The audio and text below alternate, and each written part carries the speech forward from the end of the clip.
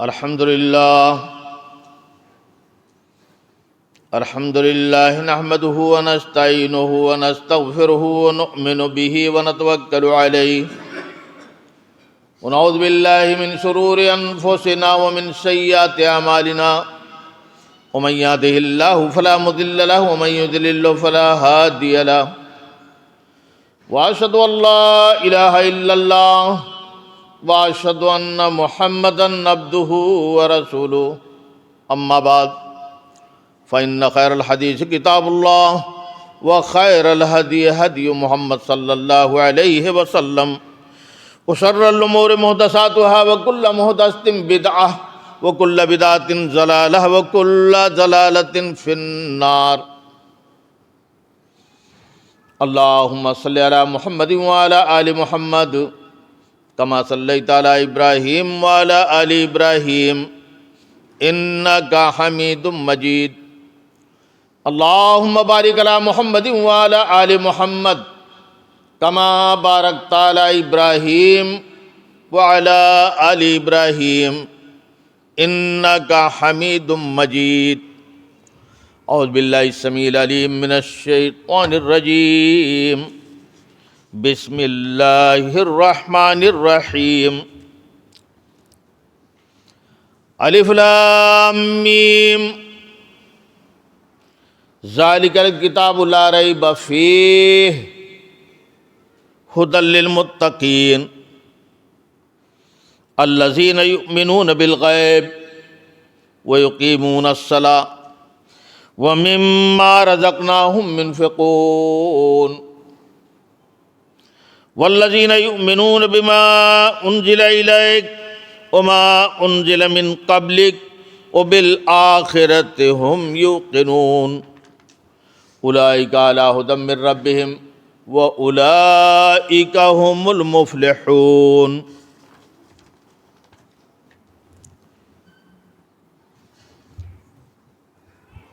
ہر طرح کی تعریف اللہ رب العالمین کے لیے ہے۔ محمد الرسول اللہ صلی اللہ علیہ وسلم پر اللہ کی بے شمار رحمتیں، عنایتیں، نوازشیں نازل ہوں۔ آج کے اس خطبہ میں سورہ بقرہ کی چند ابتدائی آیات ہم نے تلاوت کی۔ اللہ سے دعا ہے کہ اللہ ان آیات کی ہمیں صحیح اور سچی تفسیر و توضیح کی توفیق عطا فرما، پھر ہم سب کو سن کر ربط و عمل کی توفیق عنایت فرما۔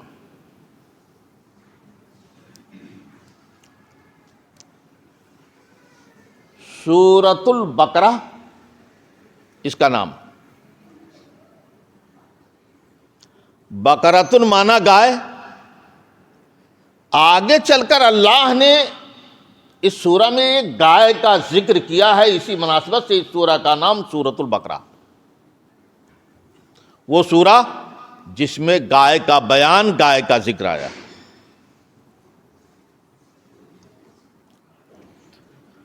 سورۃ البقرہ یہ مدنی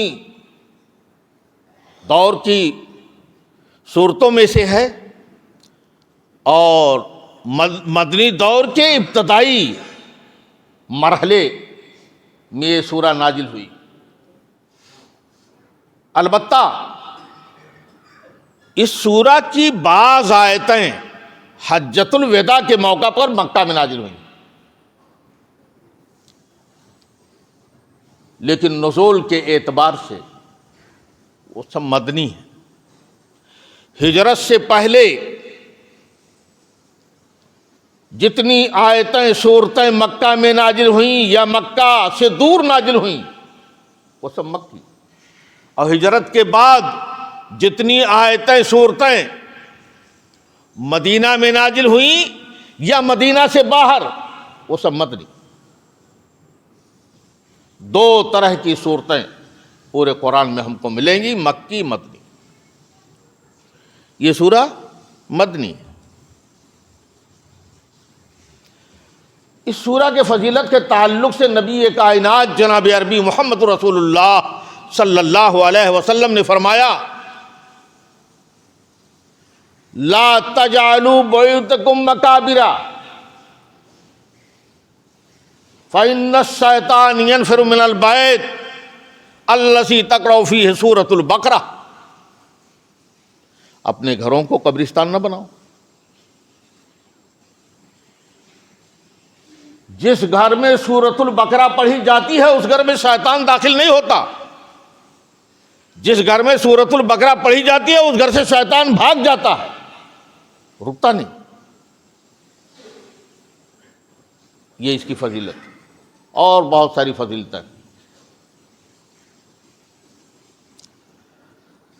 اللہ تعالی نے شروع میں فرمایا الف لام میم،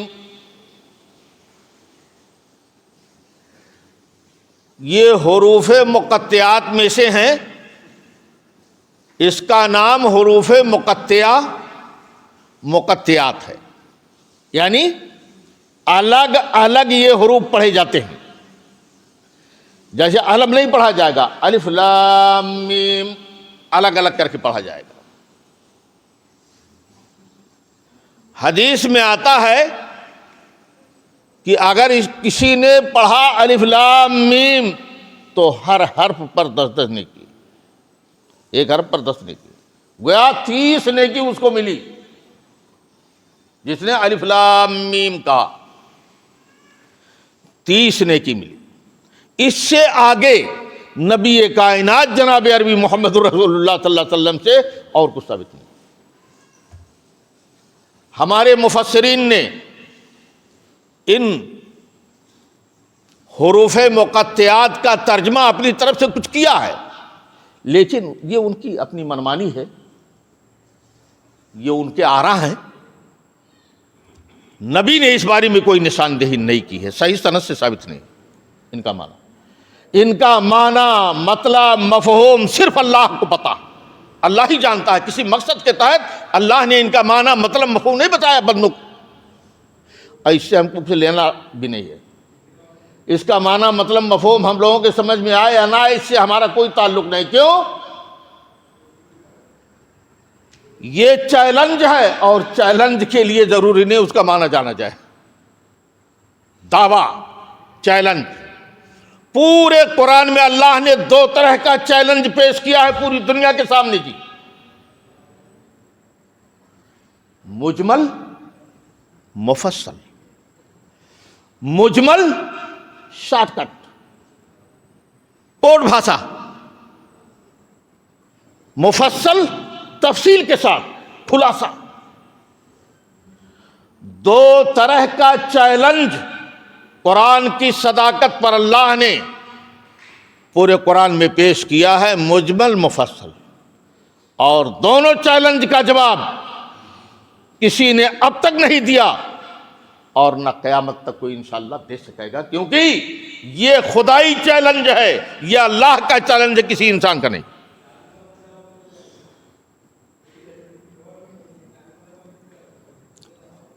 پورے قرآن میں 29 سورتوں کے شروع میں یہ حروف آئے ہوئے ہیں تکرار کے ساتھ، ڈبل ڈبل، کہیں کہیں ڈبل ڈبل۔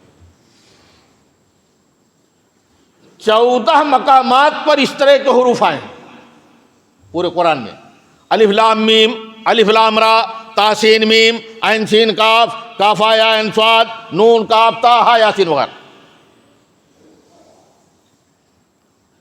پورے قرآن میں 14 مقامات پر اس طرح کے حروف آئے ہیں، اور 14 مقامات پر 29 سورتوں کے شروع میں اللہ نے چیلنج پیش کیا ہے، اے مکہ والو، اے عرب والو، اے دنیا والو، کان کھول کر سن لو، میں جو کچھ نازل کر رہا ہوں اپنے بندے محمد الرسول اللہ صلی اللہ علیہ وسلم پر، تم اس کو جھٹلاتے ہو، کہتے ہو یہ کلام رحمان نہیں، کلام انسان ہے، تم مانتے نہیں، تمہیں شک ہے اس بارے میں، تو آؤ جن حرفوں کو تم روزانہ اپنی بات چیت میں، اپنے کلام میں، اپنی تحریر میں استعمال کرتے ہو، الف سے یا تک،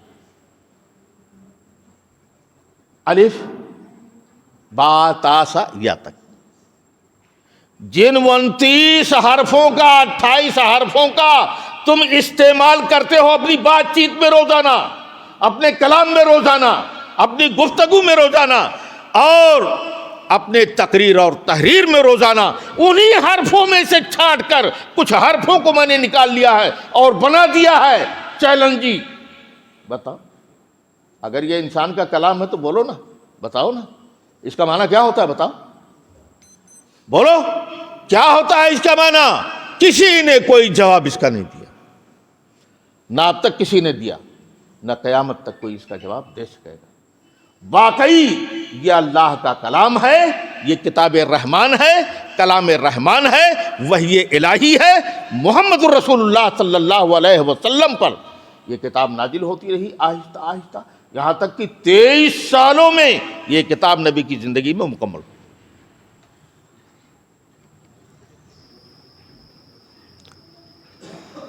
یہ ہے کوٹ بھاشا، شارٹ کٹ، کسی نے نہیں جواب دیا۔ پھر تفصیل کے ساتھ اللہ نے خلاصہ بیان کیا۔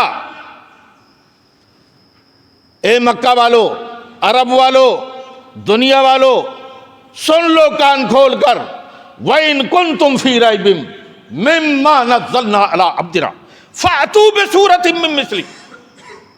اگر تمہیں اس قرآن کے بارے میں شک ہے، یہ قرآن اللہ کا کلام نہیں، یہ کتاب اللہ کی کتاب نہیں، یہ وحی الہی نہیں جو میں محمد الرسول اللہ صلی اللہ علیہ وسلم پر نازل کر رہا ہوں، اگر تمہیں شک ہے تو آؤ میرا چیلنج قبول کرو، ایک ہی سورہ بنا کے دکھاؤ تو مانے ہم۔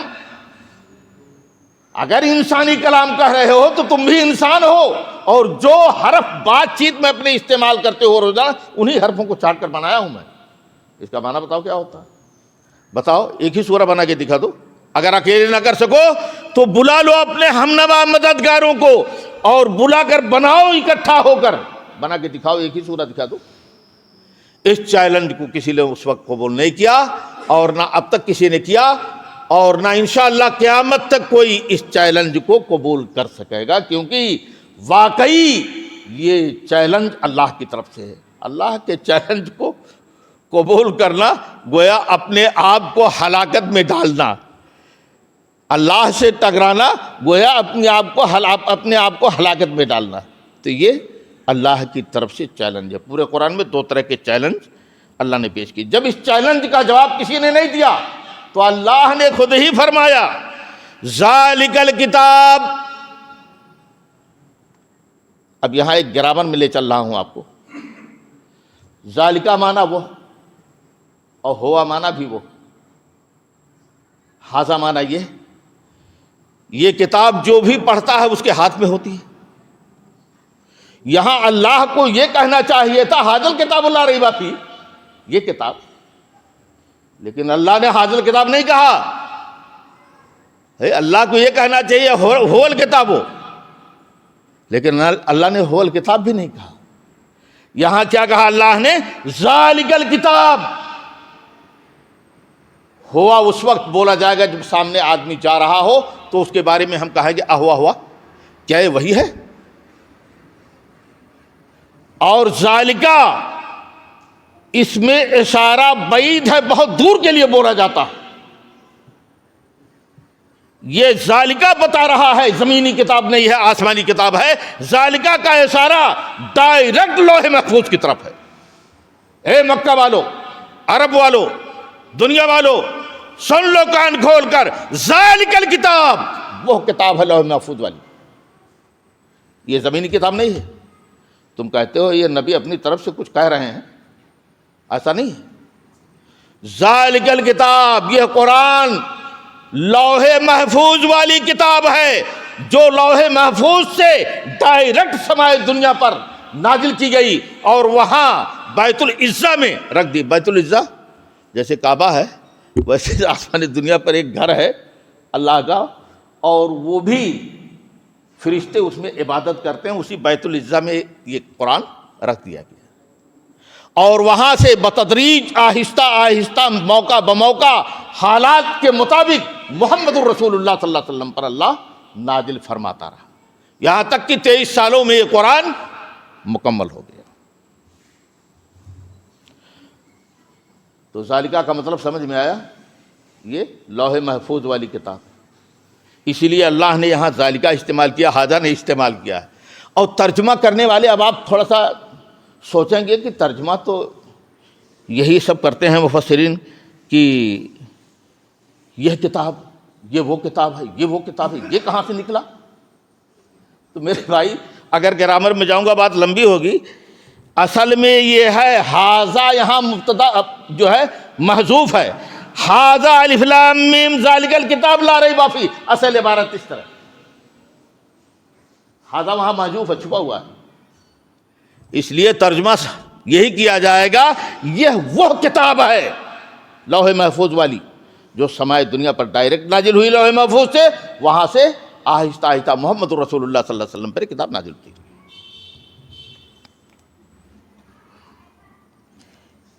لا ریب فیہ، اس قرآن کے بارے میں دنیا والوں شک نہ کرو، یہ قرآن کلام رحمان ہے، کلام انسان نہیں۔ ھدی للمتقین،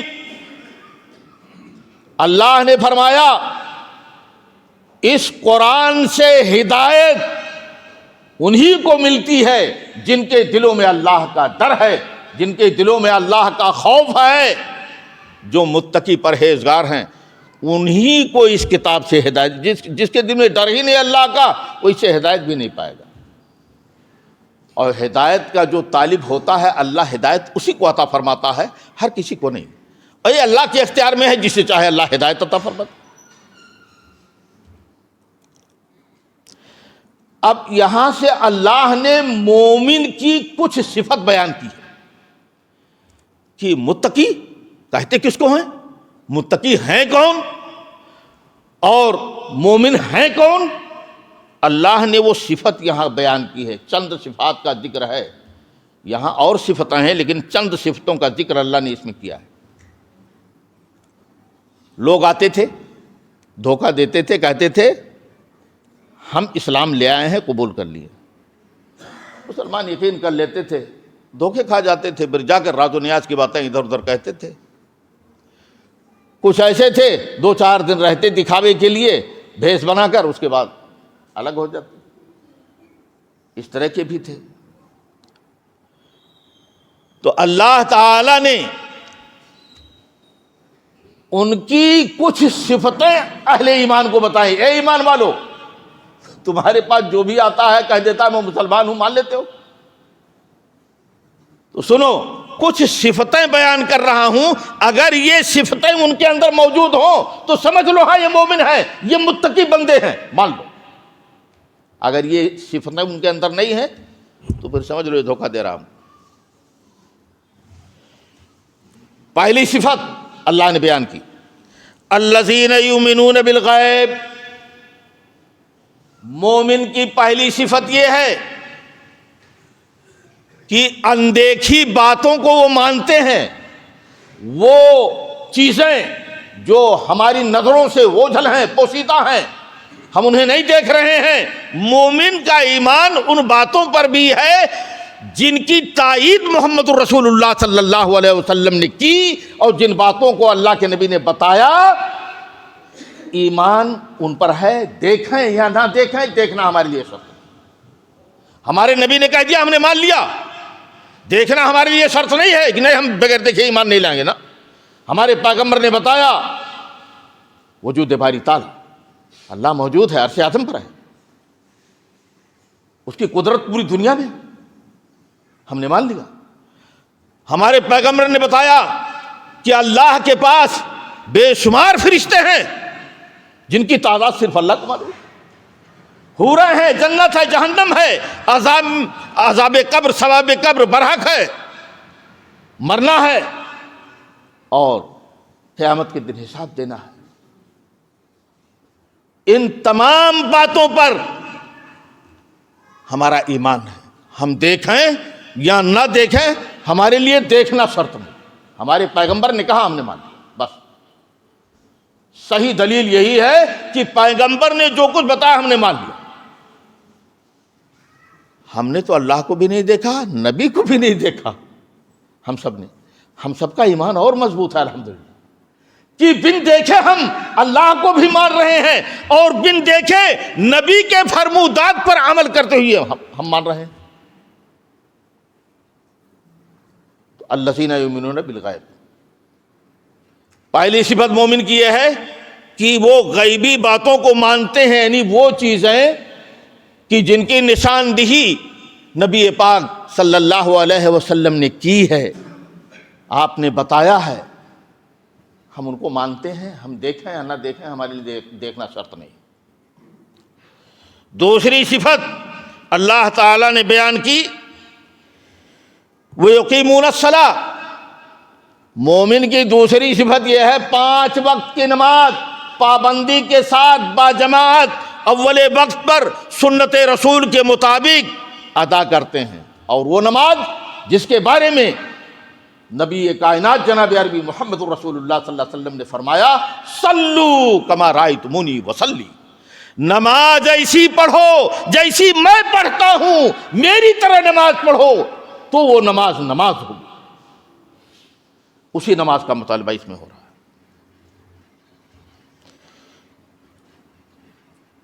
وَمِمَّا رَزَقْنَاهُمْ يُنْفِقُونَ. تیسری صفت اللہ نے مومن کی بیان کی. پہلی صفت غیبی باتوں کو ماننا، دوسری صفت 5 وقت کی نماز پابندی کے ساتھ ادا کرنا، تیسری صفت جو رزق، جو دولت، جو مال اللہ نے ہم کو عطا کیا ہے جائز طریقے سے اپنے اوپر، اپنے اہل و عیال کے اوپر خرچ کریں اور اسی میں سے بچا کر اللہ کی راہ میں بھی خرچ کریں. یہ مومن کی تیسری صفت. آگے اللہ تعالی نے فرمایا والذین یؤمنون بما انزل الیک وما انزل من قبلک. اے نبی پاک جناب عربی محمد رسول اللہ صلی اللہ علیہ وسلم، جو کتاب قرآن آپ پر نازل کیا جا رہا ہے مومن ان کو بھی مانتے ہیں، اس پر ایمان ہے ان کا، پورے قرآن کو مانتے ہیں. مومن ایسا نہیں کہے گا بعض صورت مانیں گے بعض نہیں مانیں گے، آدھا مانیں گے آدھا نہیں. مومن ایسا نہیں کہے گا، مومن پورے قرآن کو مانے گا، پورے قرآن پر اس کا ایمان. اور آپ سے پہلے جتنی آسمانی کتابیں نازل ہوئیں، توریت، انجیل، زبور، صحف ابراہیم وغیرہ، ان کو بھی مانتے ہیں مومن کہ ہاں یہ آسمانی کتابیں ہیں، اللہ کی طرف سے نازل ہوئی تھیں، لیکن اہل کتاب نے ان کتابوں کو بدل دیا ہے، جس سے سچ اور جھوٹ کا پتہ لگانا مشکل ہو گیا ہے، نکالنا چھانٹنا اس کا مشکل ہو گیا ہے. اس لیے اب ان کتابوں پر تو ہم سب کا ایمان ہے کہ ہاں یہ آسمانی کتابیں ہیں، لیکن عمل ان کتابوں پر نہیں، عمل صرف قرآن پر، حدیث پر. وَبِالْآخِرَةِ هُمْ يُوقِنُونَ. اللہ تعالیٰ نے فرمایا مومن کی یہ بھی صفت ہے کہ وہ آخرت کے دن پر یقین رکھتے ہیں کہ ایک دن ہمیں مرنا ہے، قبر کے حوالے ہونا ہے اور وہاں سے پھر اٹھایا جانا ہے، حشر کے میدان میں پہنچ کر اپنے تمام اعمال کا اللہ کو حساب دینا ہے. یہ ہم سب کا ایمان ہے، یقین ہے. مومن کی ان 4 صفتوں کو بیان کرنے کے بعد اللہ تعالی نے فرمایا اولئک علی ھدی من ربہم. اپنی سرکاری مہر لگا دی اللہ نے. کیا سرکاری مہر لگ چکی ہے اللہ کی؟ اولئک علی ھدی من ربہم، یہی صفات والے اپنے رب کی طرف سے ہدایت پر ہیں. وہ اولئک ھم المفلحون، اور یہی لوگ اپنے رب کی طرف سے کامیاب، دنیا میں بھی اور آخرت میں. اللہ تو ہم سب کو قرآن پڑھنے، سمجھنے، پھر عمل کرنے کی توفیق عطا فرما. میرے بھائیوں، قرآن پڑھو اور سمجھو پھر عمل کرو. اگر آپ نے پڑھ لیا، سمجھ لیا اور عمل شروع کر دیا، دنیا کی کوئی طاقت آپ کو گمراہ نہیں کر پائے گی. اور اگر آپ نے پڑھ تو لیا، سمجھا نہیں تو کوئی بھی پھرا سکتا ہے آپ. قرآن پڑھو، قرآن میں ساری باتیں موجود ہیں، جب ہم سمجھیں گے تب تو ساری باتیں ہم کو معلوم ہوں گی، اب جب نہیں سمجھیں گے تو کہیں گے یہ تو قرآن میں ہی نہیں ہیں، ساری باتیں قرآن میں ہیں لیکن سمجھنے کی ضرورت ہے۔ اور اپنی اولاد کو، اپنے بچوں کو، بچیوں کو بھی دینی تعلیم دو، قرآن کی تعلیم دو، قرآن پڑھاؤ، وہ پڑھیں بھی سمجھیں بھی، تب اس کے مطابق عمل کریں۔ اللہ تو ہم سب کو نیک عمل کی توفیق عطا فرما اور قرآن و حدیث پر عمل کی توفیق عطا فرما، اور اللہ تو ہم سب کی خطاؤں، ہم سب کے گناہوں لغزشوں کو معاف فرما، اور اللہ ہم سب پر اپنی رحمت عامہ عطا فرما، ہم سب کی مدد فرما، ماؤں بہنوں بیٹیوں کی عزت و آبرو اور ان کی عصمت کی اللہ تو حفاظت فرما۔ اللہ ہم سب کا خاتمہ ہو تو اسلام پر ہو۔ اللہ ہم سب کی بھی تمنا ہے کہ اللہ تیرے پیغمبر نے فرمایا بندہ جس حال میں مرے گا اسی حال میں اٹھایا جائے گا۔ اللہ ہم سب کی دعا خواہش ہے، تمنا ہے، اللہ ہم سب کی روح قبض ہو تو تیرے گھر میں حالت سجدہ میں،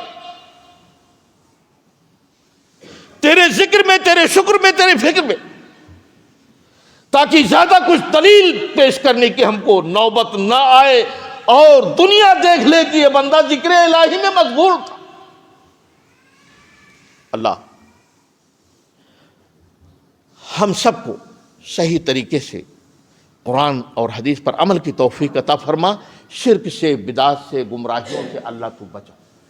وما علینا الا البلاغ، ان اللہ یامرکم بالعدل والاحسان وایتاء ذی القربی وینہی عن الفحشاء والمنکر والبغی یعظکم لعلکم تذکرون ودعوہ یستجب لکم، ولذکر اللہ تعالی اولی اجل واتم واہم واکبر۔